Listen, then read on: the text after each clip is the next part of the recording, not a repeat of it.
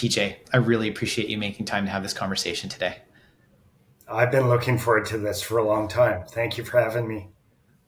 So I guess I'd love to launch in. You and I have known each other for a very long time, and one of the questions I've never got a chance to ask you before is, when did you first realize that you were going to be a leader? Wow, such a great question. That takes me way back to when I was a kid, and I had this opportunity to join the Air Cadets. And it was all about learning how to fly. It was about being a pilot. It was about being inspired by Top Gun to be the next Maverick, Yeah. and not about leadership. But that environment was all about leadership and leadership principles, very different from what we talk about in business today. But it was my first taste and the realization of, wow, what can you do when you get a group of people together, and the power of the collective that really got my attention and is never left me. It's always been a topic I've been really passionate about. And so take it from Air Cadets, which is a wonderful story. I think getting that opportunity at such a young age to be able to experience a version of leadership. As you say, it's not the same version of leadership that you might experience today as a leader, but a version of leadership that kind of puts you along that path. Um, you know, take us through like your, not the journey of leadership. People can read your LinkedIn profile and they can see the jobs you've done. Right. But what that doesn't do is it doesn't get a sense of the leadership journey that you've actually been on, the principles that you've learned along the way, those things that like maybe you learned from a mentor or from watching other leaders that you thought, I want to show up like that person. I'm going to do that thing they just did. So walk us through that journey of, from cadets into, as you get into your career and you start to become a leader, what are the things that you saw that you really liked? What are the things that you're like, hey, I saw this happen, that's not for me, that helped to frame the kind of leader that you are today? Yeah. So the military structure being very formal, very much based on hierarchy, was the starting point of the journey. But very quickly, having influences from other jobs that I held, it really came down to better understanding that concept of servant leadership and how that applies.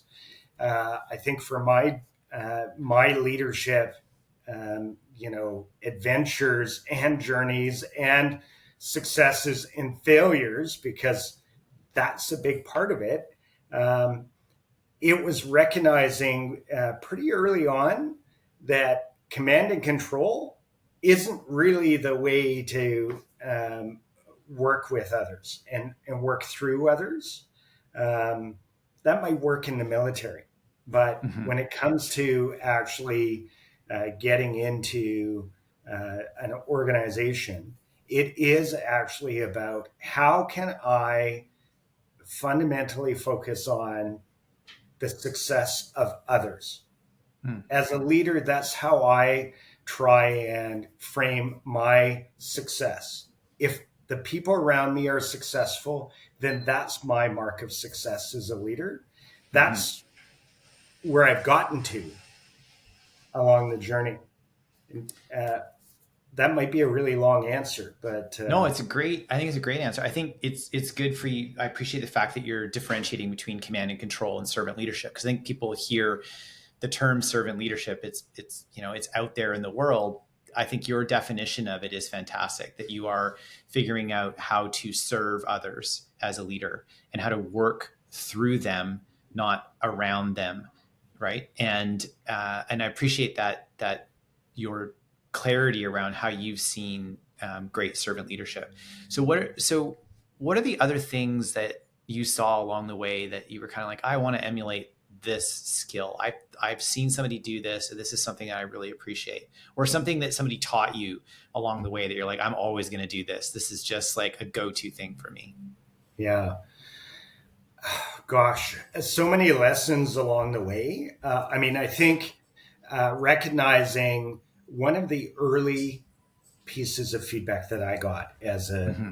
as a leader, as a new leader, was, so what if you get it wrong?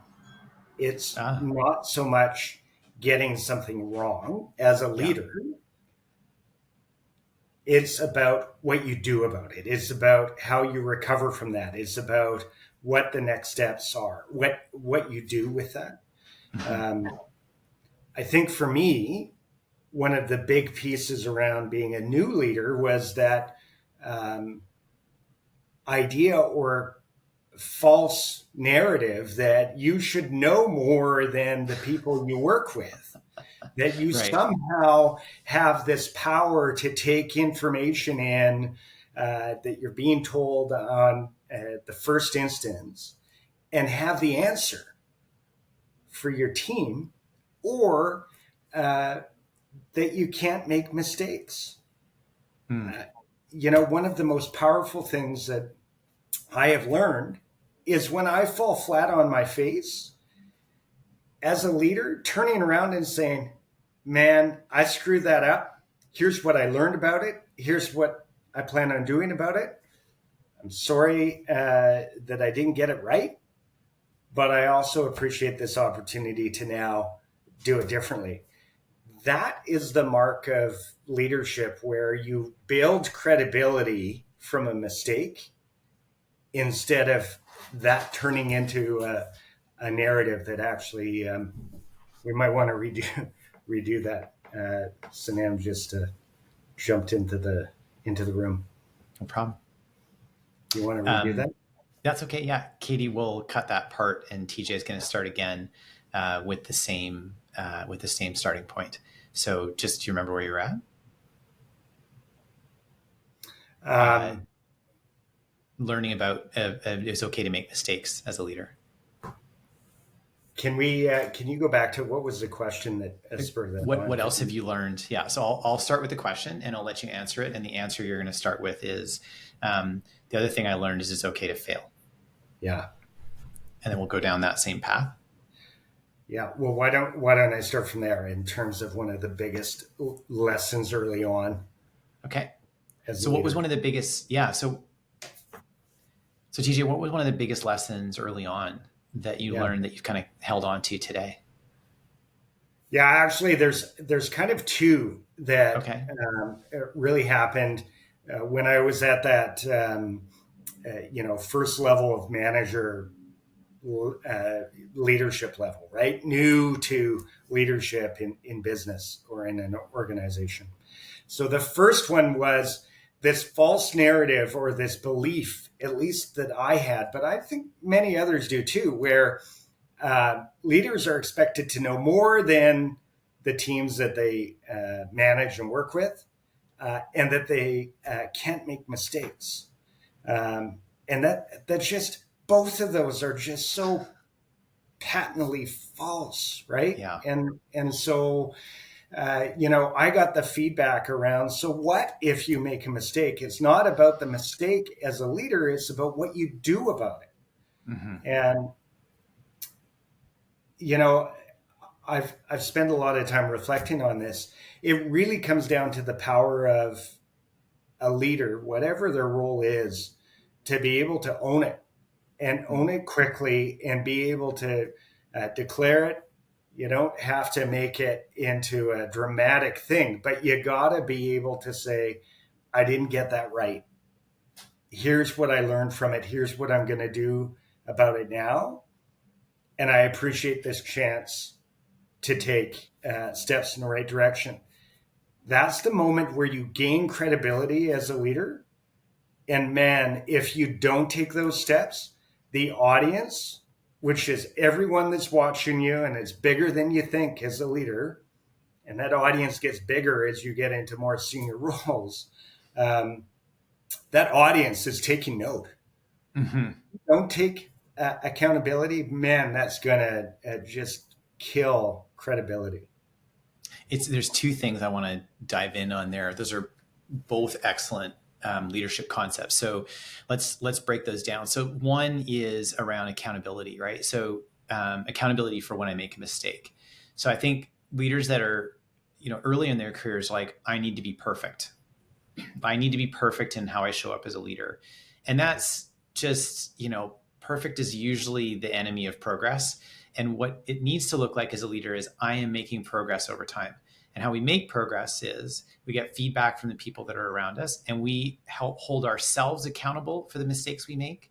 And we're willing to be held accountable by the people that report to us for the mistakes that we make, or our peers, or our boss, really any stakeholder that's around us. And we fundamentally believe in the concept of do-overs, which is like, hey, the last conversation that didn't go great. I want to try again. Yeah. Because at the end of the day, people will remember more, not really what happened from the error. They're going to remember how you fixed it and what you did to be back in integrity, to be held in accountability. And I think that's an incredible principle. One of the two principles that you brought up. The other principle that you brought up, which I really loved, is this principle of being the smartest person in the room. And so I think there's two things that come up for me there. One is like leaders like, I get to be the grand decider now. So I am in a leadership role. I get to go into a dark room or like in my own office and just make all the decisions. And the reality is that that's not true. Like actually you have a greater responsibility to engage stakeholders, to be really clear on the precedents that are being set by your decisions.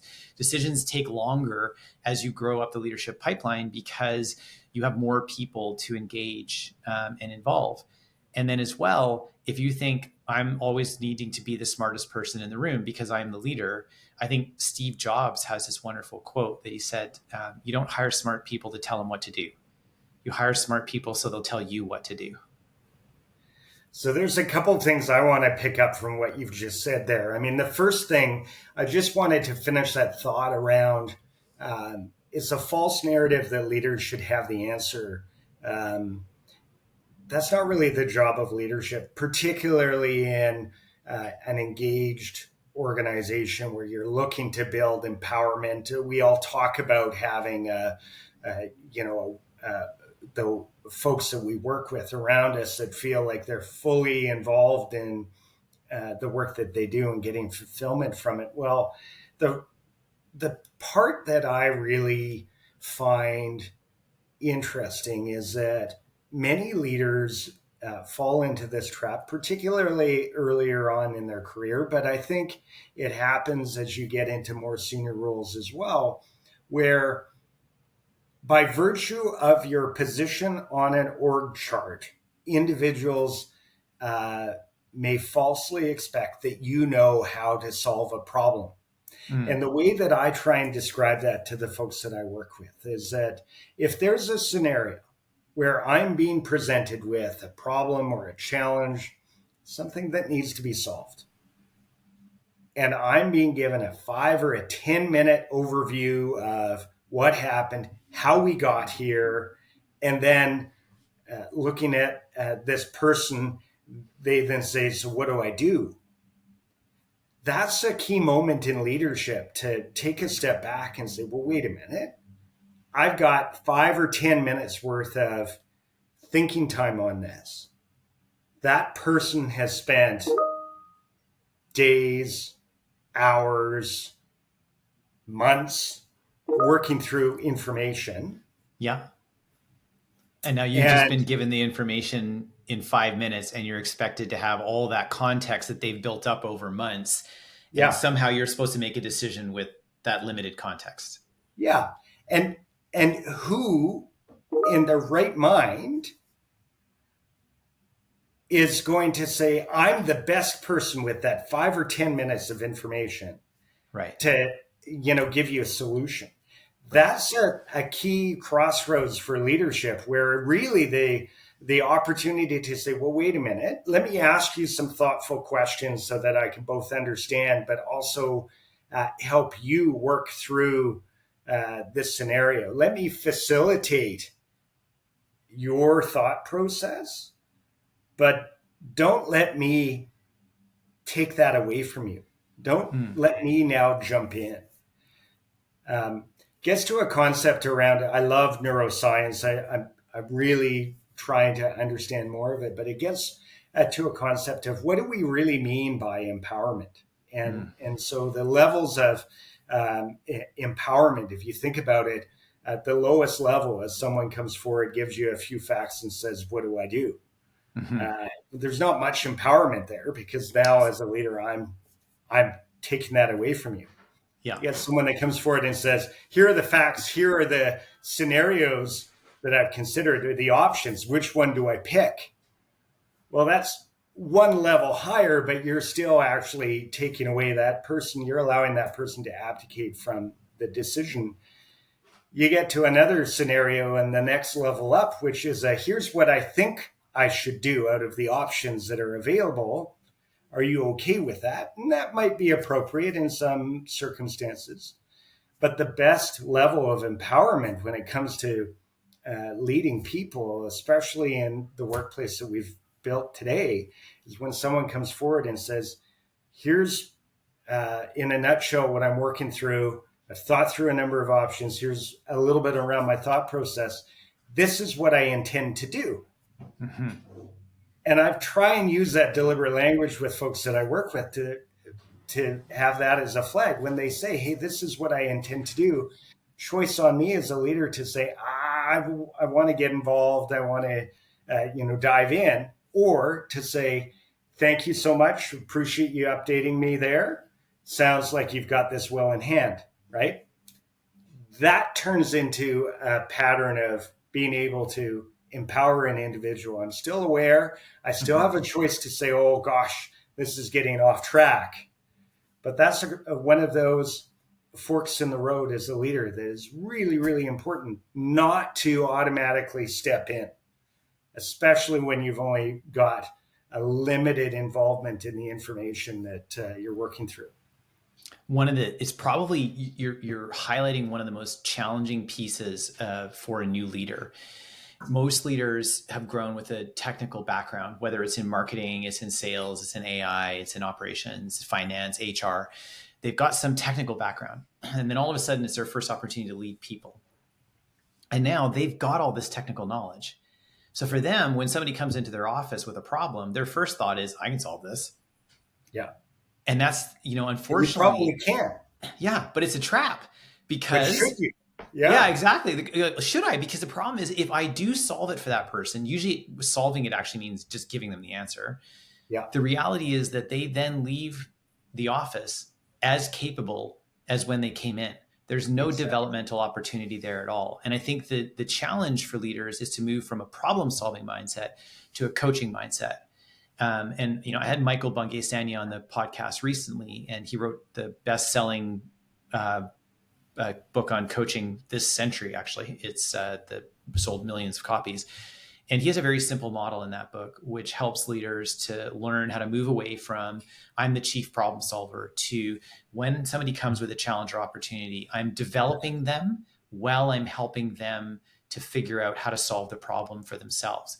Now, there will be instances where there is a very specific piece of technical information that maybe they don't have access to, but it's more likely that they need coaching then they need a very highly directive skill set. And I think for leaders to be flexible in their leadership style, to say, does this person have the knowledge, experience, and wisdom to be able to solve this? And they're stuck. That's coaching. Yeah. If the person comes in and they don't have the knowledge, wisdom, or experience based on their role so far to even know where to start with it, okay, yeah, I need to be more directive. Because being supportive and saying, I believe in you, good luck, is not really going to help them to move forward. But I can get clear with them about the types of information they would need to help to be able to solve this problem. I can talk to them about the types of precedents that they're worried about setting. I can talk to them about morals, values, ethics. Does this work well from that perspective? I can talk about the effects on customers or members. I can talk about the effects on the team. Have they spoken to all the people that would be affected by the decision that they're about to make? And so that's all of that kind of conversation helps to build the capacity in that person to be able to go and actually solve the problems themselves. That's a developmental moment. Now it takes longer. So a lot of leaders are like, if I just do it myself, or if I just give them the answer, I get all my time back. It's like you do in the moment, but long-term, you're not developing a solid team around you. And you're creating a pattern. The other part to that, so couldn't agree more. And I think the and is that you develop a pattern, but not just with your relationship, that pattern now permeates through the organization. And, Mm-hmm. and I think particularly as you move into your next leadership role or more senior leadership roles, you set context constantly. My role is all about setting context and being clear around the direction that we're going and creating the conditions for success. But I can also create those conditions where it can actually backfire. So the pattern of telling somebody the answer now turns into how they're going to work with their team. Mm-hmm. You're going to have another level of disempowerment that is going to happen, and that will cascade down through the organization. So that looks like an organization where if that's the pattern, Mm-hmm. you tend to have decision making that just keeps getting pushed up the chain, Mm-hmm. right? And so you actually have leaders that aren't practicing the leadership at all levels, and that can be incredibly dangerous for an organization. You raise an excellent point about this cascading effect, that, from the very top of the organization, the direction that the CEO sets with respect to accountability, with respect to leadership behaviors, how the executive team shows up as individual leaders, but also how they show up as a team for each other. We see that throughout organizations. We always look up. Whenever somebody tells us there's a problem at a certain level, I remember a company came to us once and they said that their customer satisfaction scores had fallen dramatically on a team of 25 customer service people. And this was in an industrial equipment setting.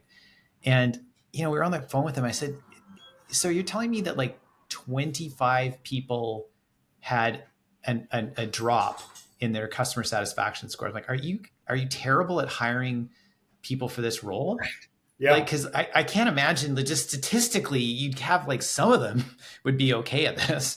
And I said, and they've been there for a while. Oh yeah, I know a lot of them have been there for a while. So I'm like, somehow something has happened here where the average scores have fallen and it's the same people on the team. And so I said, can you tell me about the leaders? And I said, they're like, yeah, there's 3 of them. I'm like, are they in massive conflict right now? And they're like, how did you know? I'm like, because it just doesn't make any sense that 25 people would have these scores be going down. And it turned out that there was this conflict going on between the 3 primary leaders, and the leader above them was conflict avoidant. And so we're like, okay, you've got and now you see where you've got a leader, then 3 leaders below, then 25 people in customer service, and that's now affecting directly your customers. But that's 4 levels away. It's an incredible impact. I mean, it goes back to that concept earlier. There's so many themes you could pull the thread on. That concept earlier of being the smartest person in the room, or if you are that person, it actually shuts down other people. First of all, it's annoying as all get out, right? For anybody else in the room, but it shuts down ideas and thoughts. And instead of leaders presenting an answer, it's how can leaders tease out innovation or options and really the thought process.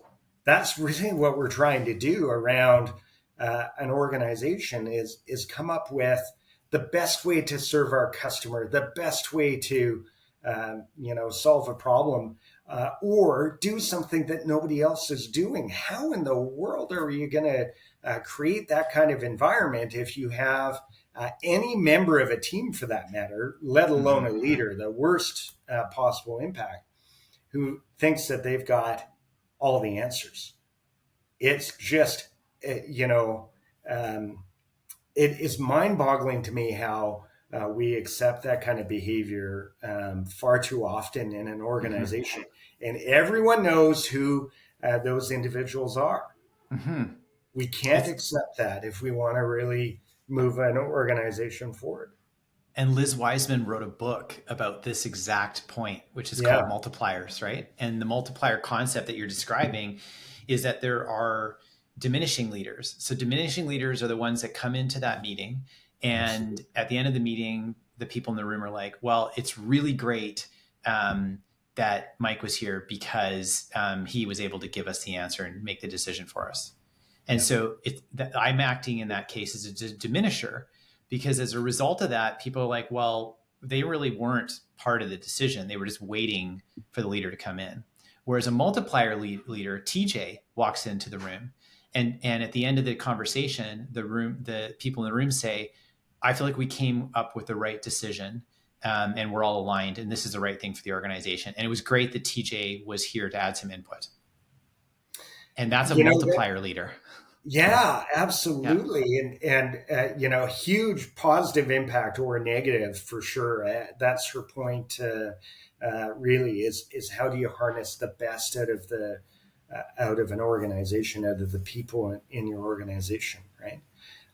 I mean, it brings up another piece though for me, Yeah. a different concept around leadership, and you asked a little earlier around some of those early lessons. Mm-hmm. Uh, Maybe midway through my career, I really started to understand the importance of you can't lead others until you're leading yourself. Mm. So, how well do you know yourself? How much are you able to look inward and self evaluate? Not to a pit of despair, but how candid can you be with yourself around your own tendencies, your habits? Are you being the smartest person in the room? Are you being the subject matter expert when you shouldn't? What are your defaults? That's where I think the importance of doing regular assessments and that chance to get feedback and apply it is important. But know yourself before you think that you can know others, and the same for leadership. I think that is fundamentally, we haven't talked a lot about accountability as a leader yet, but fundamentally that's your core, your first accountability as a leader is lead yourself. It's interesting. So the head of the emotional intelligence practice at Google actually wrote a book called Search Inside Yourself, with the play on words, Yeah, obviously, because it's Google. And so the cool thing about Google is they have really big budgets. So he yeah, said, I'm going to bring together all of the people from the mindfulness area, and I'm going to bring together all the people from the emotional intelligence area, all the best authors and thought leaders around the world, and bring them into Google. Of course, everyone will say yes to Google. And so he brought them all together as he was crafting this book. And, part of the research that came out of that work was that the area of the brain where self-awareness sits is the same area where empathy sits. And right. so, from a neuroscience perspective, if I don't first deeply understand myself at a level where I am aware of my emotions, I'm aware of my trigger, I'm aware of my patterns, habits, mindsets, and behaviors, and I can call them out. As a leader, it will be very difficult to be able to empathize with others, because I have to develop that area of the brain to be able to do that. And Yeah, so that's what this research showed to them, is like you need to start with yourself, exactly with what you're saying, to have that self-awareness and that grounding. And the overall concept of emotional intelligence that you bring up in bringing up self-awareness is really, it's really the concrete foundation on which you build all other leadership behaviors and approaches and habits. Because in any difficult conversation, in any brainstorming meeting, in any one-on-one conversation, in any performance review, giving and receiving feedback, it doesn't matter what the thing is I'm doing as a leader. My emotional intelligence, my ability to be aware, my ability to self-regulate, my ability to have appropriate social skills, my motivation, and my ability to empathize with others is showing up in every single one of those conversations. well, so true. And then really even just understanding, this is where that neuroscience connects back so closely to leadership. Understanding how we react or how we are reacting in a situation leaves us choices and opportunities. Probably one of the most powerful concepts in neuroscience that I use every single day is around understanding our amygdala and the amygdala hijack that Yes. happens. right? Yeah. And whether you're a leader or you're a parent, by the way, understanding when you and somebody else is hijacked by that reaction. We all get frustrated or concerned. Um, Something doesn't hit us well. The point is really to be able to realize that quickly and Mm-hmm. then make a choice. And again, that's Mm-hmm. accountability for a leader to do. Um, it leads into one of the things that I think is also a powerful tool, and that is the power of curiosity. Mm-hmm. So if you can move from that point of, oh man, I can't believe I got that email, and why are they taking that approach? I'm going to type out an angry email and reply, and boy, I'm going to show them. When you have that feeling, Yeah. that's the amygdala going off. If Yeah. you can say, pause, 3-second pause, it's amazing what all you need is 3 seconds. Yeah. Hands off the keyboard, step back, and then make a choice. And this is the part that it doesn't always work. You could ask my wife. But if you take that 3-second pause and then ask yourself a deliberate question, which is, I'm curious, why am I reacting this way? Mm-hmm. And then the second question is, why might that other person or group, whatever it is on the other end that's driving you nuts, uh, what's happening for them? If you can answer those two questions, you start to shift from the amygdala back to that prefrontal cortex to start Mm-hmm. to get to a place where you can regain your objectivity. Um, I'm not going to lie, I still have a draft folder of emails that are my initial reaction, but Yeah. the answer to that is I never hit send on them. They're So still there. really, That's the great thing, because a reaction would have been hitting send. A response was you leaving it overnight, deciding if that was in the best interest of a long-term relationship, right? deciding if you read into the intent too much, because that's very easy to do when we are missing, 70 to 93% of communication is nonverbal, and an email or a text has 100%. nuances and stories that we make up as individuals. I want to jump back into this conversation on amygdala hijack. I've got an acronym that we use that's really helpful, which is awareness. I'm Yeah, aware that I have been triggered. yeah, B, as you said, is take a breath, right? yeah. Pause for 3 seconds.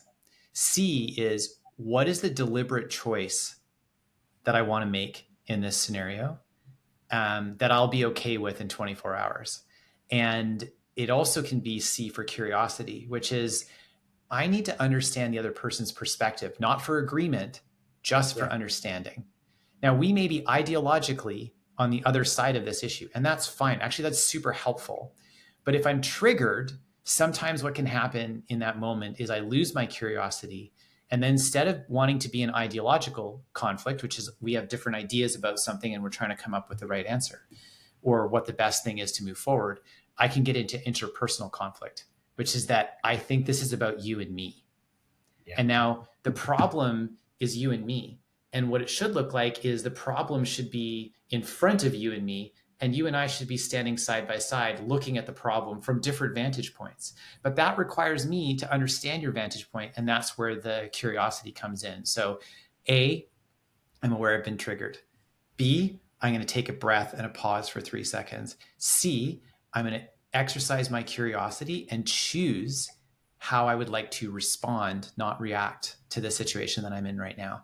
And the more times that you use that approach, the less time Nice. that same thing will actually trigger you. And what's funny is, and I know this has happened to me lots, is I'll look back and I'm like, that used to trigger me when somebody said something like that. It doesn't trigger me anymore. So you think about what's happening. I mean, I love that framework and very much believe in that. The other part that happens is how unhealthy it is, and the reaction to allowing the amygdala to really hijack you. So you allow that moment to go beyond the momentary wanting to wave your fist into the sky and grumble or say a few dirty words. But if you go beyond that, the impact can last for an extended period. And then many individuals, so first you'll harbor that feeling and it'll really take you to a negative place. You'll carry that forward for a while. That might influence other unrelated interactions that you have or emails that you're given. It'll certainly impact your mood. But the other part to it is take the other road. The other road is saying, oh, wait a minute. I don't want to get into a situation where I may regret my reaction. Let me be curious about it. Take that step back. You can move on much, much more quickly. The example that someone gave me years ago is, think about that moment when you're trying to merge onto the highway and there's a way of merging on. We all know the zipper, right? Everybody takes turns. Yeah. How many times are you triggered when someone doesn't follow the rules? And you might honk your horn, you might get a little angry, you might say a few choice words. How long does that feeling last? Instead of saying, I wonder what's going on for that person. Maybe they're late to get to the hospital and they got to see somebody who's really important to them. Cars have big blind spots. Cars have big blind spots. Maybe they didn't see where I was sitting in the zipper. And I think the thing you're bringing up, which I love, is like the longer I hold on to that resentment or hold on to the grudge in the example that you're giving, it's effectively like swallowing poison and hoping the other person dies. Yeah.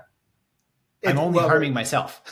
Well, and that's actually the key point, is that the other person on the other side of the equation, what do you really want for that person? You want to actually be able to move forward, move on, not stay in this point that you're in, right? And I think the question I have to ask myself when I am in that position, and I find this in my relationship with my wife, this comes up a lot. In this situation, would I rather be right or would I rather be happy? Yeah. And a lot of times you can't have both. Well, and this takes me to a topic that you and I have talked about a lot. And it's another area of accountability for all individuals, particularly leaders, but it applies to leaders on both sides of the equation. Leaders need to live it, and they need to make sure their teams do too.